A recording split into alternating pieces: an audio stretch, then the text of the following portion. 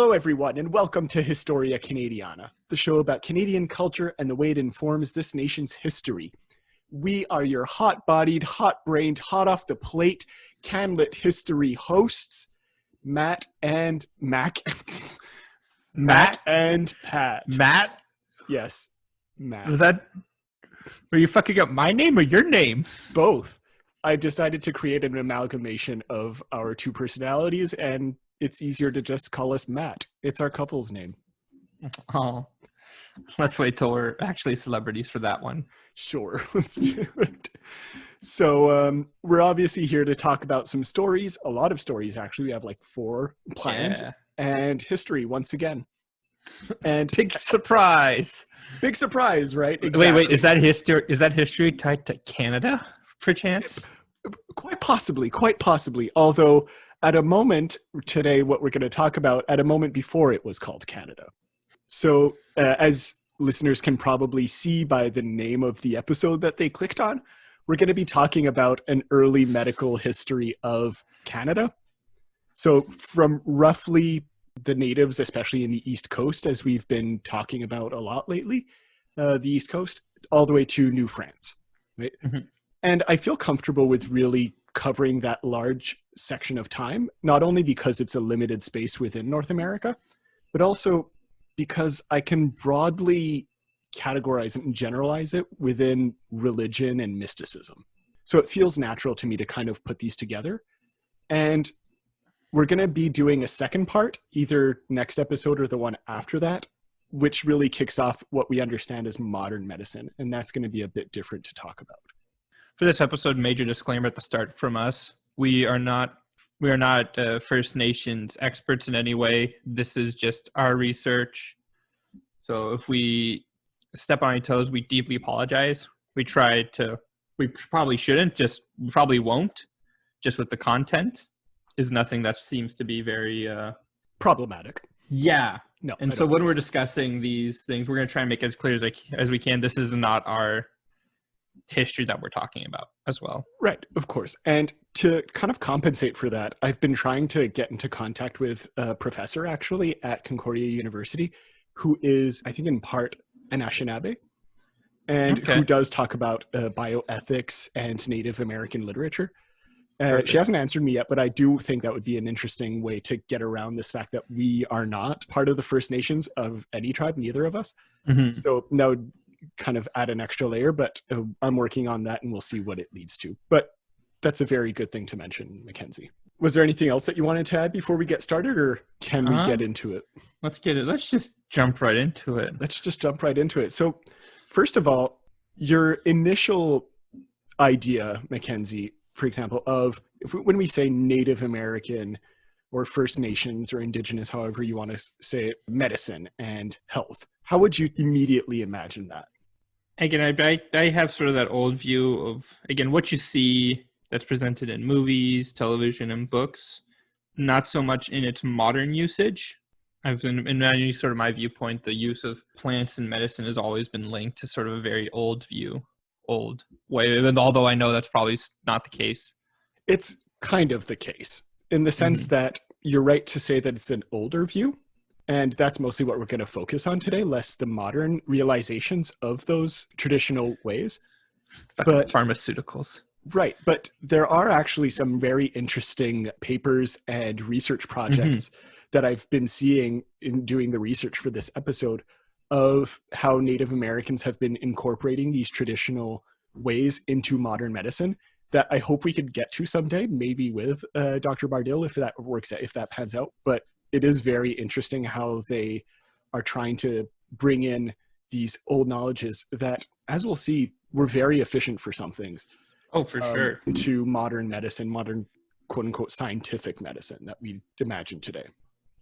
And a natural substitution is always the best way to do it. Like, obviously there are things that take ibuprofen, go see your local doctor, but it's interesting to me how we can still use natural solutions for certain things, such as stress or use of the body, for example, like helping to relieve muscle tension and all that. We still do the good old-fashioned way of massages more than anything else. Yeah, for sure. And yeah, I think that kind of can lead us into the subject proper, because you mentioned something very specific with when you said plants, for example, and stuff like that, which is indeed like one of the major ways in which the medical world was brought about in a Native American context.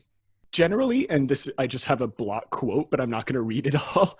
So in daily life, there are many research papers that point to this, that there were about, in the eastern parts of Canada, there were about 400 plants that were used in Native medicine. So this is huge, right? And we're not going to cover all of them, of course, because that would be a tedious list that I don't care to do. But a lot of these plants were actually very nutritional and contained everything that you'd expect from vitamins and minerals today in your conventional medicine, right? So you had vitamin A, C, calcium, fiber, and these were apparently very well represented in this variety of plants. And something that I should point out is that among these 400 plants, right, the mix between food and medicine kind of coalesces into itself. Medicinal cuisine. Exactly. Still a popular thing, even happening in, I believe, in Asia. It's still fairly popular. Or if you want a more modern example, think of something like a health food. Protein shake, get your gains. Exactly. Get your protein shake, get your blueberries that stop cancer or something like that. I don't know. I'm not aware of what the latest health food trend, but that kind of idea of something that's nutritional and that helps your body at the same time was very much part of this indigenous idea of medicinal plants. And according to one of the studies that I found, which I'll link to in the description below, I'll link to everything that I quote in the description, out of those 400 plants that were used on a regular basis for food and medicine, today we estimate that about a quarter of them had an actual like effectiveness to them. Over a quarter. I think it was 105, 106 of them that were genuinely effective. And I think that's very interesting that we have this idea of this, or at least this very imperialist idea of this backwater kind of population, but obviously they were using what they had at their disposal to create something that was extremely effective. I mean, what we're learning more and more these days is that their culture, civilization was advanced in a totally different way from ours. Yes. Trying to compare the two is, it's almost impossible trying to do it. They were just so different in how they progressed and how they advanced, you know. Some people link to say the size and say, oh, but these European colonial civilizations were bigger. But well, we don't know that to actually be true. If we take a look at the Mississippi Valley, I believe it is, or the civilization around there, you could see their population was pretty similar. Same with anything if you go to the South American populations. The use of these plants is, again, part of that. Their sort of medicinal knowledge varied in a different way than ours. Oh, for sure. And I actually have, for example, there's a whole paper. It's like this 150-page paper that I was looking at called The Use of Plants in Eastern Indigenous Populations. And they have a whole table at the end about the uses, the various uses of different plants. But I just want to go over some of them. And it's very interesting how specific and how absolutely aware of every single thing they could be. So for example, I have here, so Manitoba maple, which was used by what we would today call the Anishinaabe or the Ojibway at the time. What do you think that would be used for? Manitoba maple? Yeah. I can't even begin to fathom how plants would be used. So the Manitoba, is that a tree? Yeah, so it would be a tree. You'd use the bark or the leaves. Yeah, okay. That's what okay, so you'd probably boil down the bark in some sort of way. Then I don't know what it would heal, but I'm guessing would it be part of a tea? Sort of tea? Basically, it would be a medicinal tea in and of itself. And it would be used to solve all kinds of respiratory issues. Well, that's cool. Yeah. And same thing for all kinds of woods. They were used for coughs and bronchitis even. Some of them have mentioned. There's one that mentions even gonorrhea, which I don't even want to begin to understand how that one works. I don't want to touch that one. That one's gonna... That would hurt so much, but let's face it, apparently so does gonorrhea. So, well, there you go. I mean, how many of us still use aloe vera for sunburns? Yeah, very fair point. But there's also other things. For example, you could use sumac, which is another tree, for sore mouth, or Right. there were things that you could make, like pastes that you can make from different plants that would cure sore eyes or just sores all over your body. There are all kinds of things, both internal and external, that you could use these plants for. Yeah, which is, stays with a lot of, I guess, what most people would say their knowledge of plant-based medicine would be. So just to cap this all off, there's at least this introductory note on what the plants were used for. I took down a specific note of the health food, an example of health food. And I'm going to try not to butcher this word, but it's the tsetselk. I can't well French as you said it. I was like, oh, wow, that was a French accent. Right? How would you spell TSETS''ELQ? I can't even begin. It's tsetselk. Tsetselk? Yeah, that's how I would pronounce it also. But it was basically this root plant that, depending on which part of that root, you could either eat it and it would be rather healthy for you, or you could use it again as one of these pastes. So for example, the root part, you could eat it, and the leafy part, kind of almost like a carrot, although it's not a carrot, you would use it to make various things for sores and stuff like that. Oh, that's cool. Yeah, so this points to not only the understanding of the body that many indigenous tribes had, of course, but also just this, I think, this intrinsic value of using every part of the world around you.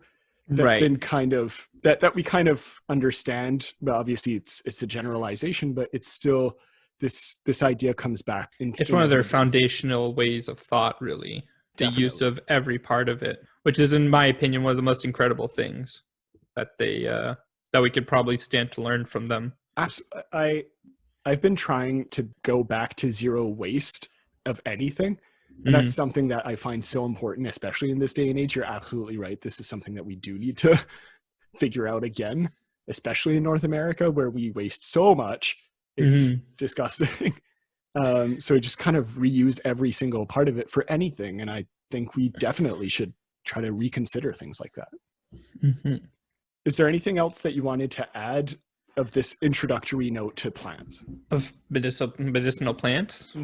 You covered a lot of the bases. Again, it's probably our bit of our imperial tendency talking, but we don't really have the same background for plants that I would say is probably more prevalent in other parts of the world in our plant-based medicine or plant-based cuisine. And I think it's really interesting to take a look at how varied there is, the fact that it's still viable as well in many ways. There are many sort of these minor things that we can deal with still with plants that are still very interesting. And that's also interesting how it's still used in part yet today, just to prove how good these plants, again, aloe vera is the common example of, we've refined the aloe vera a bit more, and we've made it a bit more so it can be applied a bit more like manufactured and mass produced. But it's also in things like you can buy pills specifically made with ginseng in them for your supplements. Or the eating of things like ginger and all that. Drinking tea is still a big thing for a lot of people to help with sore throats and all these other issues. Yep, he's got his big mug of tea and his big Spider-Man mug. Although I'm not using it for a sore throat. I'm using it just because I am already freezing and it's October and I can't wait for winter to be over and it hasn't even started yet. I love winter. Okay, ladies and gentlemen, you have to understand also, Mackenzie walks around in flip-flops until it is absolutely not necessary to do it anymore. Yeah. I've seen you with a foot of snow outside and flip-flops on, and that is ungodly. You should not legally be allowed to do that, and I cannot get over it. Anyway. We get looks in the street on that one. Of course you do. Because you're not wearing boots in February, you jackass. One of my professors saw me walking into their office wearing my Birkenstocks, and they're like, "Aren't you cold?" I'm like, But quick little plug and mention, it is October. So I don't know what our plans exactly are, but I know we want to try and switch it up for Halloween. If you guys have any recommendations for something spooky Canadian, please let us know. We'd love to sort of get our hands on it. Yeah, what an absolute disaster of a segue, but yeah, sure. It's I've been kind of toying with the idea of two things. One, talking about really old 19th century stories that are kind of horror supernatural, Right. just to keep within the narrative of the show, the chronology of the show. But also they are very scary and they're kind of boring. But it is like, it does work within our show's narrative. Or just, talk about an old scary movie like Black Christmas or Rabid or whatever. So then we can do the movie on Pop Canada then, perhaps. We could do that. Just a quick plug right there that our Patreon exists. But anyway, back to plants. I love how it derailed so quickly. That's my job. Okay, just to kind of move on into the next section, because we've introduced the general use of plants. Something truly scary, religion. No, I was just wondering, do you have the story, the lodgepole story, the small story of Last Calf in front of you? Yeah. So what I thought we could do, because it's a very short story, I thought we could read this one. And it kind of introduces us into the next section of how these plants were perceived and used on a more metaphysical level, if you want to call it that, or at least mystical level within Native communities. Right? Mm-hmm. Do you want to read it? Sure. All right, give me a second. And again, listeners, if you want, I'll link to this in the show notes if you want to follow along. It's just a paragraph long of a story. It's very short, but a nice little thing. Mm-hmm. All right. There was once a woman named Last Calf who was riddled with tuberculosis. While she and her husband were camped near a beaver lodge, she noticed the animal's tracks in the mud and left some food for it. The beaver took the gift and returned the favor by appearing to her in a vision. He gave her a cure for tuberculosis. She was to collect the pitch of the lodge pole pine, boil it in water, and drink the infusion while uttering a special song. The song had not words. Last Calf's husband was alarmed at this treatment and cautioned her against poisoning, but she went ahead and drank the brew. She said she felt as though she were going to die and began vomiting profusely. She drank again with the same result, but the next morning her chest was cleared as never before. Then the infusion was used by everyone to treat tubercular coughs. Great. So that was from another examination of, that was called ethnobotany of the Blackfoot Indians. Obviously not a term that we use anymore, but it was one of those studies of how natives used medicine. Mm-hmm. And first of all, I think it was very interesting, not only this awareness that some plants can cause like visceral reactions within you, but as long as you use them rather sparingly, it could be rather beneficial. Thus, right. Well, it's a purgatory. Exactly. But obviously, this kind of brings us to a different point, is that the use of plants, as with many aspects of Indigenous cultures and European cultures, as we're going to see later, were kind of intrinsically related to religion, right? Or a kind of cosmology as they viewed the world. And so plants and natural elements are actually kind of included into many of their myths and beliefs, as we've just seen with the brief story that Mackenzie just read. Mm-hmm. So there's this idea of kind of including them into the stories we tell ourselves and this kind of way of viewing the world that's natural to many of these native tribes, and really understanding it as something that goes beyond human understanding, that goes into something that requires an otherworldly force. Yeah, it is really interesting the way they try and relate this fundamental belief. Again, I find it so interesting to us. There's the distinct necessary separation of things like church and state. Meanwhile, and church from medicine and all that. And here, it's so important for them to be intertwined. This all bound up culture, church, religion, mysticism with everything else. I find is very fascinating to look at from our sort of perspective now. There's, from what I've read also in other studies, is that there seems to be, much like there's a kind of hierarchy in spirits and gods and the general cosmos, according to many native perceptions of the world, there also seems to be such a thing within medicinal plants. Right.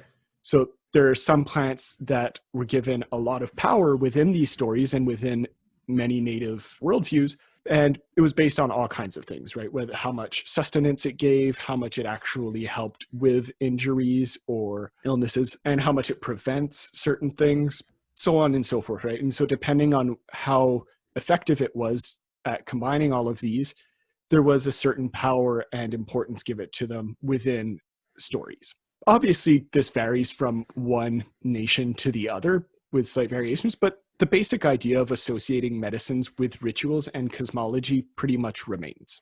So, for example, the Haudenosaunee, or sometimes are known as the Iroquois, and the Ojibway nations would definitely use that much more frequently, whereas more Algonquin tribes would still use it, but not as, it wasn't necessarily as integral to their worldview. And that's also just sedentary versus nomadic tribes. Because obviously of this really obvious link between myth and Medicine. Actual use and medicine, it's important to note that it wasn't everybody who had access to this knowledge. Of course. We haven't really ever talked about it on the show before, but this is where shamans or shamans, I've never known how to pronounce it correctly. I've heard it both ways. Same. Shamans and healers come in, right? Or medicine men, as sometimes you hear the term being used.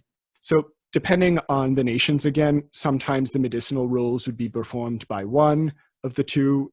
Sometimes it was just the shaman that did everything. Sometimes the shaman had one role and the healer had the medicinal role. Again, it varied, but the idea remains the same, of having a knowledge of the protocols and tradition for how to harvest and prepare and use these medicines efficiently and the right and correct way according to the myths, according to the traditions. Right. It's not too dissimilar when you think about it of doctors today, right? It's really not that different. I mean, doctors, we develop our procedures based upon what we know has worked before. And again, that's a story in of itself, how we develop a procedure from a certain surgery standpoint. Any surgical thing happened because they did it a different way, and that becomes a story of itself of this was patient X, we did X, Y, and Z, and we tried method whatever that we had recently thought of or theorized. The only difference is there's a bit more of a narrative and mythology to the First Nations sort of view of protocol and tradition. Definitely. And also just, if you want to take it even one step further, it's not like that many people, or on a general basis, you don't take pill or you don't take a kind of medicine unless it's prescribed by a doctor, unless you have like a doctor's approval to do it, right? That's generally how it works. Generally. No, that's, yeah. Yeah. But, except in the most basic of cases, again, like ibuprofen. For sure. Like I'm making light of it, but this idea of trusting a person with knowledge is not that alien to any system or society. No. Any even industry, if you look at it, you know, I don't know how to fix my computer. I go see somebody else who I trust to have the knowledge to fix my computer. Absolutely. And even in some Eastern Native American societies, there has been the term applied to the medicine man or medicine society of Midewewin. I hope I'm pronouncing that right, but it literally has been described as a more secretive group, or at least people who guard the secrets of medicine, right? Which adds another layer of this being really a knowledge that is conserved and that is associated not with the common person, but with something that is other, which I find particularly fascinating. But, you know, this idea of the shaman or healer, a lot of it was also tied up to having these spiritual rituals. They weren't integral to the actual use of the medicine per se. Whether they chanted or not didn't change much to how much the pine paste worked on your arm. But it was part of this idea of trusting this person and trusting the gods and trusting the cosmology with helping you heal. And that was part of the healing process as much as anything else, which again, as we'll see soon, was something that goes beyond Native American cultures, but it was just expressed differently here. This can be seen, of course, in how the rituals actually panned out. See, a lot of them, as it turns out, seem to be more purifying than anything else. It seemed to be less about mind altering and connecting with the otherworldly and more using the otherworldly to purify what you were using and to make sure that it was good and that you could actually apply it to your body. Just before we move on, there was another story that in this case was written down by a rather famous Native American author in the 19th century called George Copway. And I have a whole episode planned for him because he's a rather controversial figure and a very interesting one to study in and of himself. But for our purposes here, he has a very interesting story that he recounts in a book he wrote called The Traditional History and Characteristic Sketches of the Ojibway Nation, which he was a part of. Mm-hmm. And we're not going to read this one in full because it's like 7 pages long in his book. We could summarize it. Yeah. Just initial thoughts. The ideas, how would you summarize it, I guess? How would you summarize the 6-page story?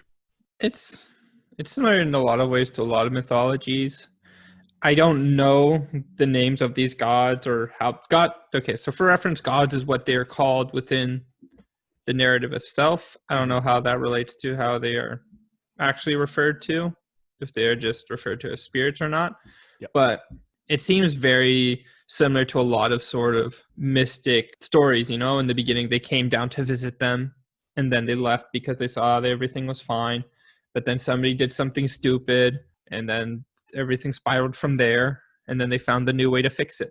Yeah, it also is rather indicative of this. Again, it's not specific to First Nation stories, but it's something that I've encountered a lot in the tales that I've read from them is at first, I'm not really sure where this story is going to go in and of itself. Like there's no indication if you don't know that it's an origin of the Ojibwa's belief in medicine worship. Mm-hmm. Just reading it point blank, you have no idea that that's where it's going until the very end. I remember reading it and I got confused for a second because I was like, is this supposed to be about medicine? Did I miss something somewhere? Because I'm like, I don't always pay as much attention as I should when I read. So I was very confused for a second. Just to give a bit more specificity to what Mackenzie was saying. So in essence, the story that Copway describes, there essentially was a warrior as part of this nation that got rather close to one of the gods or spirits that Mackenzie mentioned as coming down every so often, and that were supposed to help the various nations and First Nations that Copway is describing. And this kind of infuriates the other members of the tribe. And so when eventually that warrior ascends and just goes with the god up to be and live with him, the warrior's mother gets so angry and cries about the fact that her son left that she tries to go up to the heavens and confront the gods and ask for her son back. The problem with this is that in doing so, she breaks the link, in this case described as a type of ladder. She breaks the link between the heavens and the earth, right? Again, broad terms, not necessarily how they would have conceptualized it, but that's the easiest way to describe it, the heavens and the earth. The easiest way to go. Yeah. What breaking this link does is that it kind of stops the gods from coming down on a more regular basis, and there's sickness and plagues and death that kind of haunts these native nations. Right. And so human hubris is very much one of the reasons why, or at least it's displayed as being one of the reasons why sickness and death exists. And eventually towards the end of the story, then this is where some gods come down and say, okay, well, what can we do to help? And that's when all kinds of nations ask for various things. And a lot of it relate back to, help us heal, help us survive. And that's how eventually medicine will become a part of, or at least the knowledge of how to heal certain things will become a part of native knowledges. Mm-hmm. But yeah, I thought this was a really, really interesting story. Copway is a fantastic writer in his own right. I really enjoy his writing. Mm-hmm. And that's why I want to do a whole episode on him. But again, it kind of relates this back not only to the power of the medicine itself, right? That's kind of otherworldly, but the fact of being a gift of the gods almost. Right.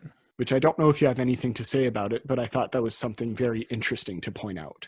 I think it is kind of interesting. Again, in contrast to sort of European mythologies where whenever it's learned, something like medicine is learned, it's always in opposition to the gods, you know? Yeah. Or we discovered fire from Prometheus and then we were punished for it. And I always find it's an interesting take to have this spirit of cooperation permeating through into these First Nation stories.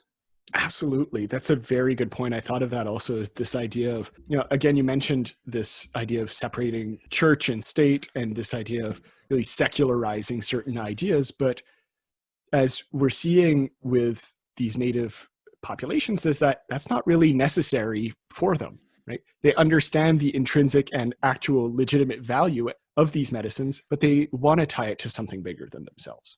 Right. There's not a deliberate need to go against the cosmology. Before we move on, I want to add something to that spirit of community you mentioned, Mackenzie, that we never really got around to discussing and that I think is important to at least make note of. Part of the power and value of these stories, rituals, and their attachment to health and well-being is the ability all these aspects have to create a stronger community that is attached to a natural and supernatural world, and that's really healthier as a result. Regardless of the knowledge that is held by the shaman, there is a nationwide idea that these medical beliefs and myths are integral in and of themselves to the community's survival and life. And honestly, if that's not a great aspect of any story, this ability to connect to something bigger than you, I don't know what is. Mm-hmm. However, Bum, bum, bum. there is something that kind of puts a pin into this whole story, right, of medicine, right? There are limits to what native medicine can do. Because as many listeners most probably know, there are certain peoples that came over from across an ocean, circa the 16th century. Small event. Nothing much happened. They just came over to have some good times. And, destroy. But we're not going to disavow them. But we're making jokes of it and all, but it was horrible. It was horrible, of course, but we've spoken about him a few times. But for example, Jacques Cartier, some people may know as one of the first people to enter mainland North America, and certainly in New France, right, in 1534, 35, 36. He will arrive, right? And he even describes in his accounts how certain native populations around what is today known as Montreal will help him and his men with scurvy, with their natural remedies. Right. And basically it's a concoction of pine needles that are kind of mushed together and put into their mouth, and it gives them the vitamin C that a scurvy is proof of lacking. This generally comes around with a lack of vitamin C. And however, the arrival of the Europeans does come with something very specific that relates to medicine. Do you know what I'm talking about, Mackenzie? I feel like I know it when you say it. In my head, I'm thinking of things like sort of almost a herd immunity, and the fact that like once everybody's had it, they're okay. And then they brought all these new diseases that they weren't used to. Exactly. So suddenly you have a bunch of people. Yes, it starts off initially slow with the French, but it gets increasingly larger and larger. But the Europeans bring a bunch of diseases that the natives are not prepared for, that they have no idea, they have no immunity against, right? And obviously this was a time pre-vaccines. And so you can have as many efficient medicinal plants as you want. If you have no plants that can help you, or no rituals that can help you against a cold or anything that you are not used to having, you will die. And they just exploded as time went on, as they were, because the First Nations people faced genocide. Yes. And when that happened, the disease just spread that much faster from dead body to dead body. And everything just started compounding. And the fact that these new diseases weren't introduced slowly either. This was immediate, sudden explosion. Now, obviously, there are other reasons why native people died, but that was significant reasons, right? It was germs and warfare that just kind of eliminated millions of people and really helped establish a new regime in the Canadas. And I think that's where we're going to take a break. And when we come back, we're going to talk about the aftermath of this arrival of European settlers and how they kind of approached medicine.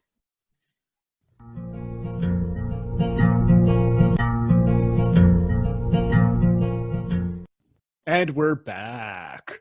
Just had a little break to recalibrate.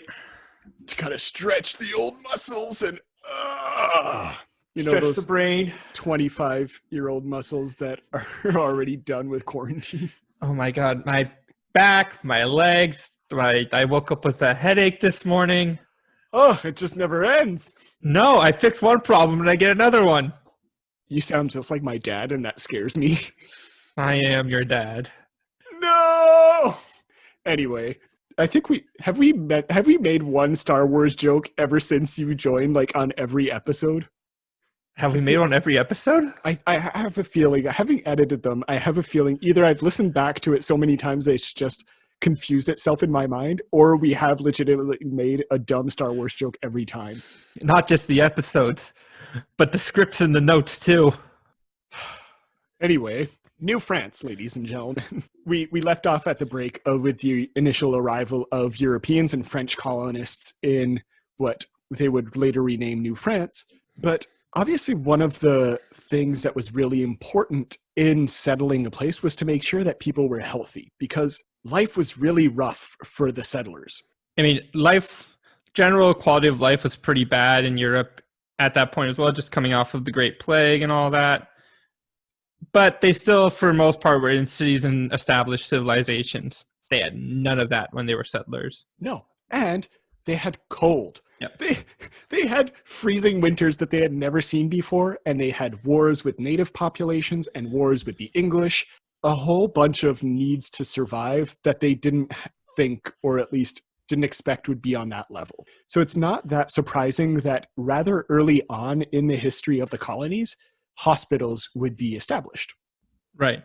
Now, a lot of these hospitals would bear the same name, Hôtel Dieu, which would literally translate to Hostel of God, or Hotel of God, if you want to be a bit more pedantic. Hotel of God. But praise the Lord. So, but it does kind of immediately, just the name, indicate how people viewed, once again, medicine. Right? And especially who was taking care of it. It made sense, obviously, to establish hospitals, especially in the major colonial centers, what would eventually become Quebec City, Montreal, so on and so forth. And it especially made sense because most of the population of New France at the time, especially at first, were soldiers. Right. They were soldiers who would get injured, who would get sick because they would explore and be outside for a long time. This is something that they had to take into consideration. Got to get those furs. Definitely. The furs, got to get those properties, got to get that wood, everything you want. Were you thinking of a dirty joke with wood, Mackenzie? No. Sure. No. I'm a mature adult. I refuse to believe that, but okay. All right. So the hospitals, keep on going. The ones that we're going to focus on today in this part is specifically the one in Montreal, the Hôtel Dieu de Montréal, right? Which was established by one of the more well-known figures of the French colonial period, whose name is Jeanne Mance. Now, today, Jeanne Mance is actually recognized as one of the founders of Montreal. She has like that status. But for the longest time, she was actually known as a nurse and nun that helped establish this hospital. And a part of that was because of her apparently quite great ability to really get people to support this endeavor in New France, right? This was a moral thing that people could get behind, helping people, right? Yeah. Who doesn't want to, well, for the most part, who doesn't want to help? You can really pull on the religious heartstrings of it. Much like you could convince a lot of people to finance missionary work, right? Because of its apparent, and huge air quotes here, moral progress that people would very much, eye roll there, would very much expound. It's a bit in the same vein that hospitals were able to be built in Montreal and Quebec and so forth. A better reason to use religion to get people to help each other. Now, Jeanne Mance, as I mentioned, was a kind of nun and a nurse. And that's mostly who the employees, if you can call them that, or the workers within these hospitals were. They were midwives, nurses, and if there were doctors, they were limited, right? There were much less than there were nurses, but they were more general practitioners. But also, there's very little point in making a great distinction between the two. Between doctors and nurses. Right. Outside of the obvious gender question, because women couldn't be doctors, the major difference between knowledge and stuff like that was doctors could perform operations. And operations weren't even a big thing then either. No. I mean, only going back like a little bit earlier to the Renaissance, most surgeons were barbers. This whole idea of operation and going into the body was very much heavily frowned upon. Not just that, but also, I mean, that's a very excellent point, yes. But also, this is a world that we live in pre-germ theory. Right. And that's extremely important to note, because cutting someone open would very much lead to great infections, which could just kill someone. Say, what's germ theory, Patrick? For those who don't know. Germ theory is basically what we have today as a general understanding of illnesses, is that it's a virus or a germ that propagates from one person to another, whether through fluids or air and so on and so forth. The basic medical theory that we now know today. Mm-hmm. The more you know. At the time, they had a slight variation on it. Demons. In so few words, pretty much. It was what's called miasma theory. If you can look up a much longer definition of it, but in short, it's bad air. Is not that far off from germ theory in the sense that it can be transmitted through the air or contact. The miasma theory is what saved the plague doctors when they made their masks. It accidentally saved them. It saved them because they didn't know any better. Yeah, well, so those of you who don't know, that those plague doctors with the long beak-like masks, they filled their masks with spices in this theory that bad air was the killer. Really what they did was they made a filter, which is what stopped them from catching the plague. Yeah.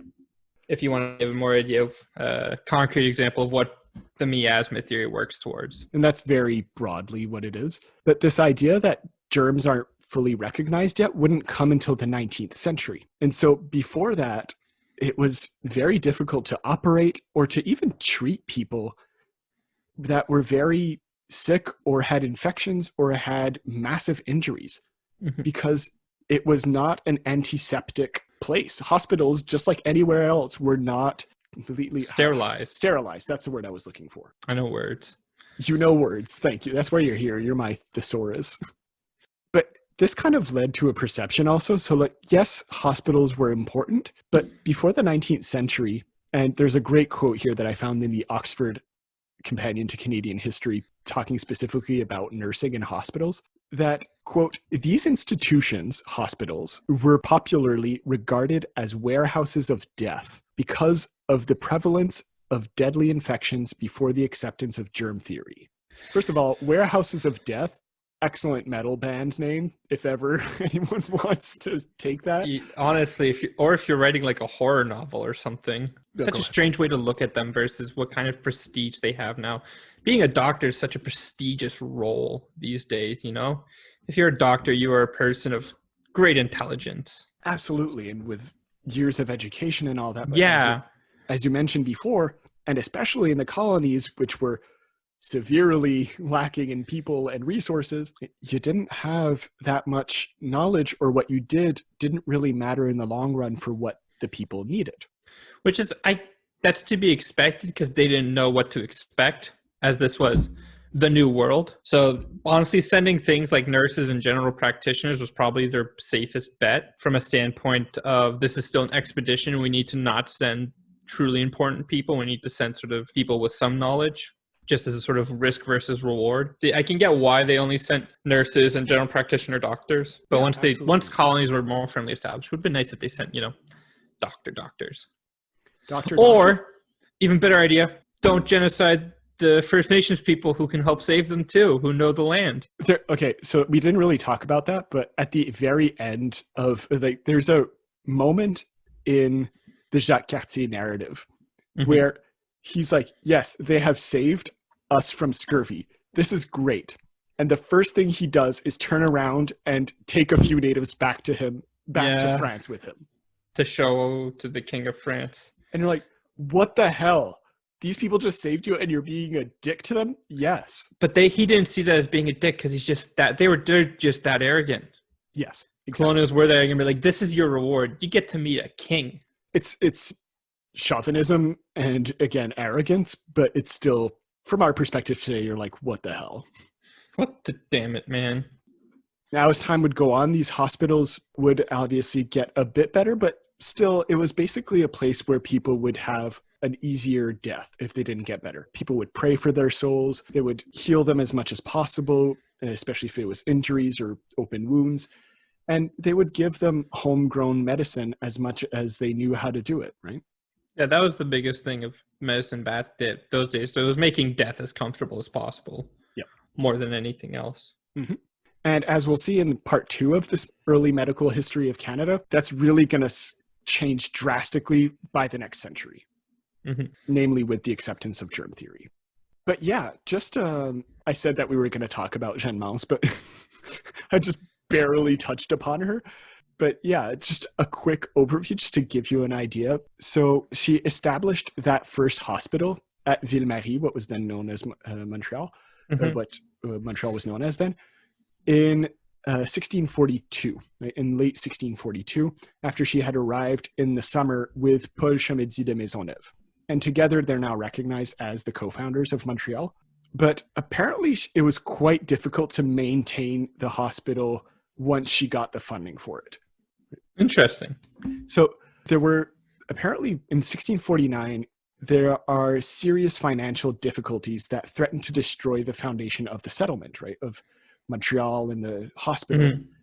And a lot of that comes from the fact that there was a severe lack of people coming in that could actually get the economy as they knew it rolling. It's almost like they thought hospitals were warehouses of death. Or just in the colonies in general, like there were very few people in New France coming in. Oh, that too, yeah. It would actually be thanks to Jeanne Mance, or a great deal of her help, that once she went back to New France and got more funding and more people and more, especially more professional, air quotes, help with other nurses, that she could actually get the hospital going again. Right. It was a very precarious situation at first, but she was quite the go-getter and wanted to really make sure that this was a thing that people needed. So just to cap things off a bit, I know this is a very, very brief overview of hospitals, but I don't think there's that much more to say about them as we understand them today. Yeah, just at the time frame we're looking at. Yeah. But just to keep within the spirit of the show, I pulled up some literature about Jeanne Mance, right? Jeanne Mance herself had some writings about her that were contemporary to her, but they're kind of boring and I didn't feel like reading them because they're long and trite, like a lot of 17th century literature was, especially medical literature and religious literature. But I did find a poem that was written in 1942 called Jeanne Mance, founder of Hôtel Dieu, which is written by Dorothy Sproul, which I think is kind of fun and interesting. And how about we read it and maybe discuss, see what it tells us about her, if anything. You want me to read it? Sure, go for it. All right. The first to reach our shores when need was great, her gentle form sped forth mid ice and snow. To hundreds she was sister, friend, and guide. When their sad lives were arid by earth's woe, she sowed the thoughts of peace in our new land. Her words and acts were seeds that never die. A crown of beauty shone upon her head. Her presence had the world for which men sigh. To smooth away the thorns that lined their path, with hands stretched out to heal and bless she came. The common people loved and followed her. She lit their lamp with an eternal flame. Thoughts? Very poetic, very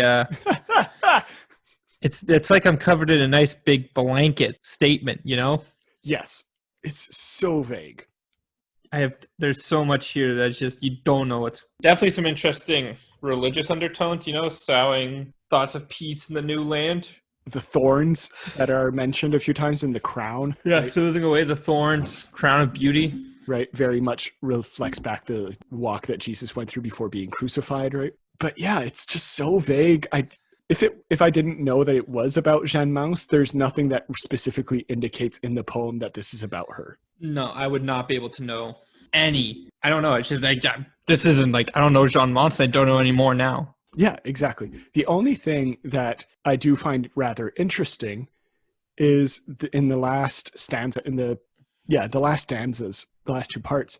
So, with hands stretched out to heal and bless, she came. The common people loved and followed her, right? So, it very much brings attention to the fact that healing and health was supremely associated with a religious experience and a Christian experience. Mm-hmm. So, that I kind of understand, and it brings attention to that. I find that very interesting.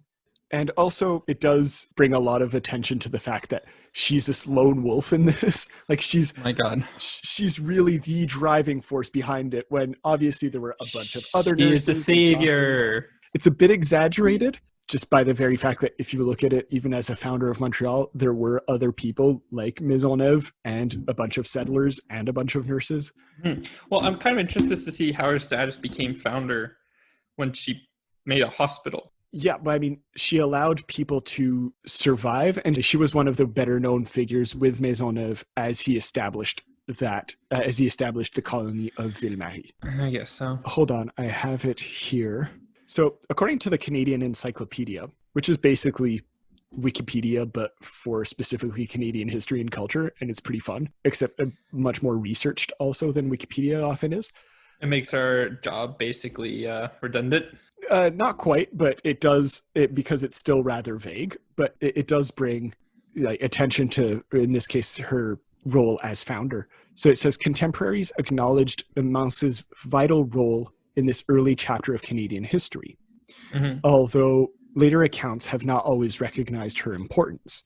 Coming back again to the literature we just read, that's very vague and just kind of puts her as a glorified nurse. 17th century historian Daveluy de Casson described Mademoiselle Mance and Governor de Maisonneuve as co-founders of Montreal because, on top of being hospital director of the Hôtel Dieu, she was the colony's official treasurer and director of supplies.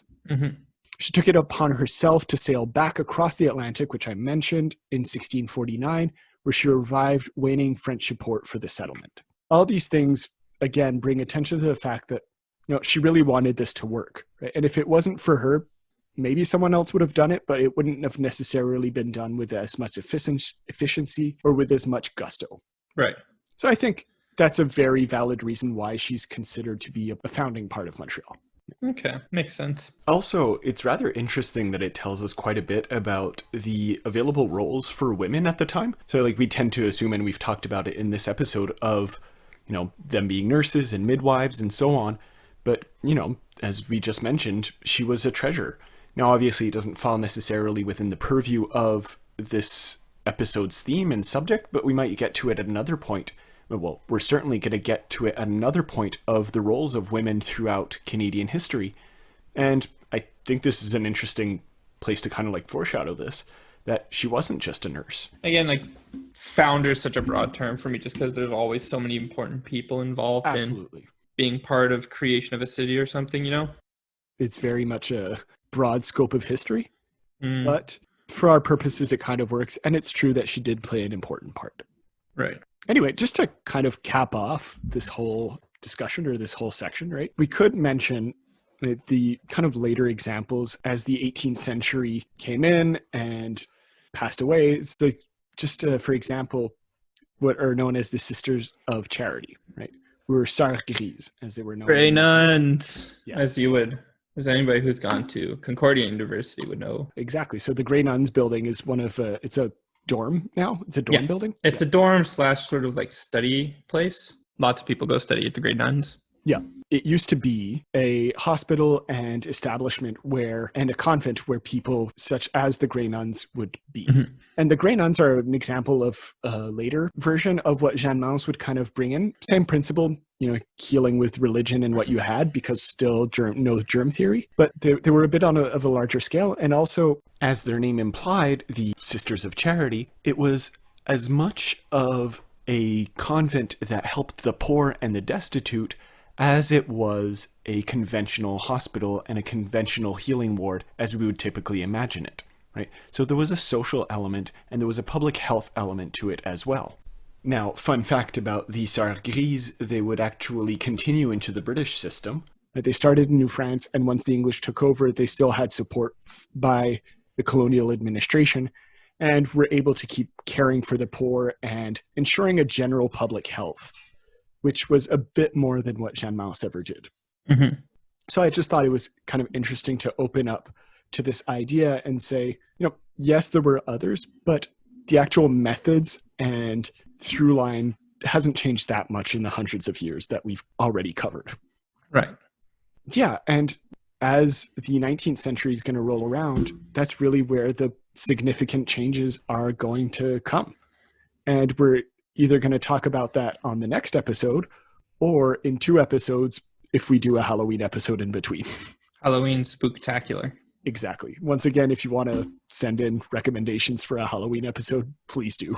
But I don't know, did you have any final thoughts about this very long history that we did in 75 minutes? Oh boy. Listen to your doctor, wear a mask. Okay. Yep. Listen, if masks stop the plague, they can stop corona. Or if they at least help certain people from getting the plague. Yeah. Okay. On that amazing final note, do wear a mask. But also, thanks everyone for listening. We're pretty much going to end it there. You can reach out with any questions, comments, or concerns on Facebook, Twitter, through the email. All the links for the major sources that we used are going to be in the description.